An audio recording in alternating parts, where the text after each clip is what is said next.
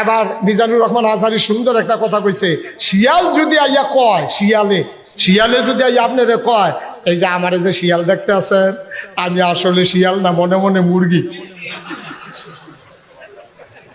আমি মনে মনে কি, আপনারা না আমার শিয়াল দেখেন, পুরা মুরগি। আচ্ছা, ও শিয়ালে যদি আপনারা আইয়া গৃহস্থের কাছে এই কথা কয় যে আমি শিয়াল না, আমি মুরগি, কেউ মুরগার আতালতারে জায়গা দিবেন নি? আমার কথা করে জায়গা দিবেন নি? কেড়েতে তো মনে মনে মুরগি হয়ে রয়েছে, জায়গা দিলে অসুবিধা কি?